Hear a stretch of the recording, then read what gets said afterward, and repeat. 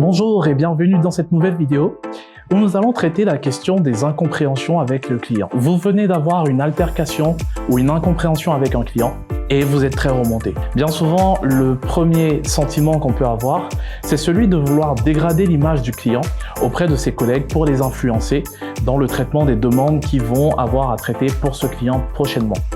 Dans cette vidéo, je vais vous donner 3 raisons de ne pas partager votre ressentiment avec vos collègues. La première raison est tout simplement liée à la protection des données. C'est-à-dire que aujourd'hui, le client a accès à ces données clients que vous possédez et peut vous les demander à n'importe quel moment. Alors, s'il fait la démarche de vous demander son historique client, par exemple, et qu'il voit qu'il y a des remarques qui sont dévalorisantes pour lui, vous voyez un peu ce que ça peut faire comme effet. Sans compter bien sûr qu'il y a un risque juridique là-dessus aussi. De ce fait-là, je vous recommande de ne jamais laisser de traces écrites portant des jugements de valeur ou des injures envers le client. La deuxième raison est que le client se sentait certainement incompris.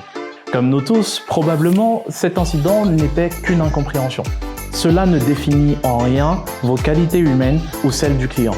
Ma recommandation est que, après un échange houleux avec un client, vous alliez décompresser et que vous passez à autre chose tout de suite. La troisième raison est de ne pas influencer la vie de vos collègues sur ce client. Imaginez-vous que chaque nouvelle personne que vous rencontrez vous traite en fonction d'une incompréhension isolée que vous avez eue quelque temps en arrière. Quelle injustice!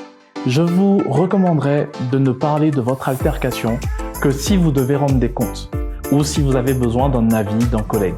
Ce qui voudrait dire que soit votre manager, soit 1 ou 2 collègues uniquement peuvent être informés de cet incident.